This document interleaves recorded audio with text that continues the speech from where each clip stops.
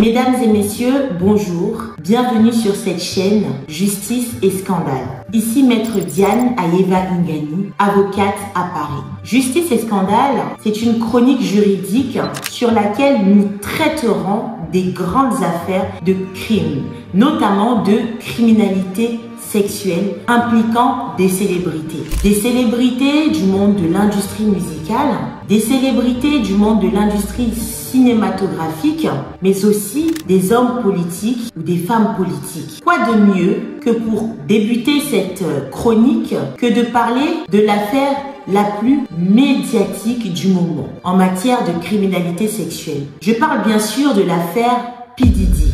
Sean Diddy Combs has been arrested. La star américaine du rap entre les mains de la police. The judge has denied bail for Sean Diddy Combs. Un scandale sexuel n'avait pas autant secoué le monde du show business depuis Harvey Weinstein. Pour ceux qui ne le connaissent pas, P. Diddy, de son vrai nom, Sean Combs, est une sommité du hip-hop. Mais pas seulement, c'était un influenceur des années 80. Il a influencé le monde de la musique, mais aussi la culture afro-américaine de manière générale.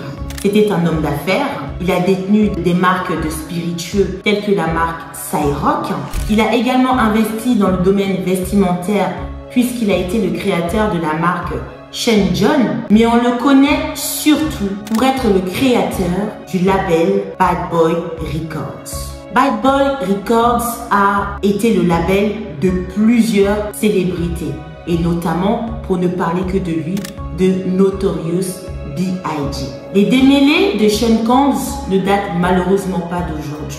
Depuis les années 1980 et depuis ses débuts, P. Diddy est mêlé à des affaires juridiques. Il est poursuivi depuis peu pour des affaires de trafic sexuel et qui concernent plus globalement la criminalité sexuelle. Plusieurs chefs d'accusation sont portés contre lui, notamment bien évidemment celle de trafic sexuel, mais aussi l'infraction de racket et l'infraction de RICO, sur lesquels je reviendrai dans une prochaine vidéo en détail. Nous devons parler de l'actualité de ce procès. Ce procès a débuté le 5 mai dernier par une étape cruciale qui est la sélection des membres du jury. Il faut savoir qu'aux États-Unis, être jugé par des pairs est un droit constitutionnel. C'est un droit qui est prévu par le 7e amendement de la Constitution qui prévoit que lorsque l'on encourt une sanction au-delà de 20 $, nous sommes en mesure d'être jugés par un jury composé de jurés. Qui sont ces jurés? C'est tout simplement des membres de la société civile. Et qui mieux que des membres de la société civile pourrait être en mesure de juger une affaire de mœurs comme c'est le cas dans l'affaire Diddy? Cette étape de la sélection des membres du jury est une étape cruciale, comme je l'ai dit précédemment, pour la simple et bonne raison qu'elle définit en partie et en grande partie l'issue du litige. Alors, on a un petit peu suivi cette étape de la sélection des membres du jury et on a compris ce qui va être et ce qui a été crucial dans la sélection de ce jury qui va sceller le sort de Monsieur Sean Combs. Le critère principal qui a été relevé est celui des mœurs sexuelles. Pour vous décrire un petit peu cette procédure de sélection des membres du jury, il y a une présélection qui est faite et qui va tirer au sort 600 citoyens de la société civile.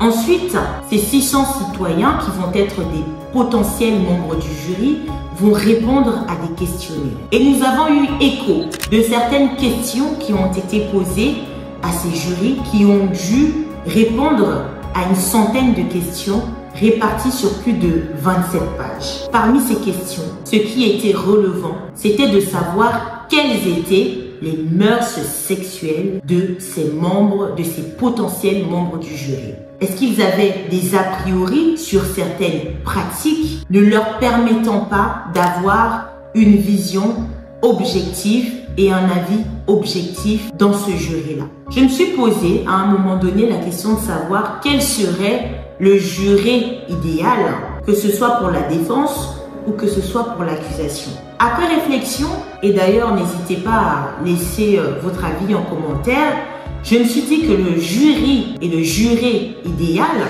pour la défense, à savoir pour les intérêts et pour les avocats de M. P. Diddy, serait un jury composé idéalement et majoritairement par des hommes noirs. Je m'explique. Dans cette affaire où de nombreuses femmes noires ont été victimes, il me semble que la défense n'aurait pas d'intérêt à ce que ce jury soit composé principalement de femmes noires. Surtout après cette fameuse vidéo montrant la chanteuse Cassie Ventura être agressée par M. Sean Combs. Un jury composé principalement de femmes noires aurait tendance à bien évidemment se reconnaître dans cette expérience qu'a vécue Madame Cassie Ventura, qui sera d'ailleurs un témoin principal, si ce n'est le témoin principal dans cette affaire. Pour ouvrir une parenthèse, Madame Cassie Ventura avait déposé plainte contre Monsieur Sean Combs. Un accord avait été trouvé et Madame Cassie Ventura s'était engagée à ne pas saisir la justice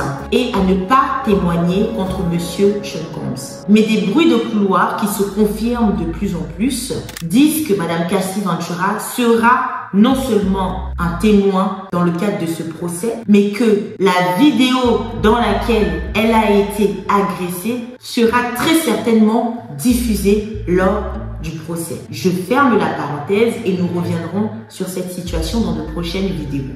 Donc, comme je vous le disais, les femmes noires se reconnaîtraient dans cette expérience violente et qui a été très difficile à regarder pour tout le monde et donc ne serait pas un atout pour la défense. Je pense que le juré idéal pour la défense, ce serait un homme noir et pourquoi pas un homme noir jeune qui vivrait dans cette génération qui est celle qui est de l'ouverture sur les pratiques et les mœurs sexuelles. À l'inverse, et de manière logique, le jury idéal pour l'accusation serait composé de femmes. Et pourquoi pas même de femmes noires. Certaines questions assez particulières ont été posées à ce potentiel jury. Notamment, est-ce qu'il connaissait certaines grandes stars du hip-hop, telles que Meek Mills ou encore des acteurs tels que Michael B. Jordan.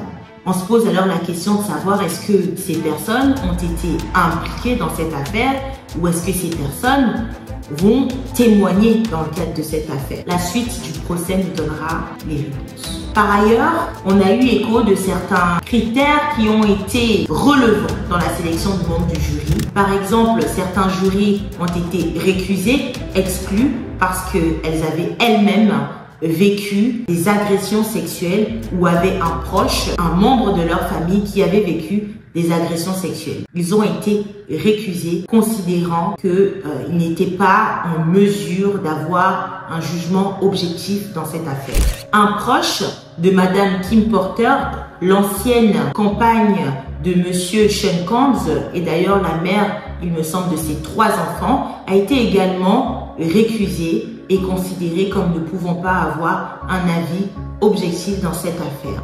Tout ça pour vous dire que la sélection du jury est une étape cruciale dans le procès américain et donne une idée assez précise de l'issue du litige. Lundi prochain s'ouvriront les débats préliminaires, à savoir les plaidoiries préliminaires de chaque partie, soit la défense, à savoir les avocats de Diddy, et l'accusation qui est constituée par le procureur de la République. Nous saurons enfin quels seront les chefs d'accusation qui seront portés contre Diddy de manière exacte dans cette affaire et pourquoi pas quels seront les témoins.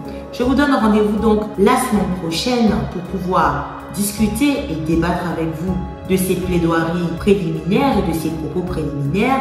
Et par ailleurs, n'hésitez pas dans les commentaires à donner votre avis sur ce procès. Dites-moi si vous avez une intuition sur la possible issue du litige et surtout, n'hésitez pas à partager, à liker, à commenter ce premier épisode de Justice et Scandale.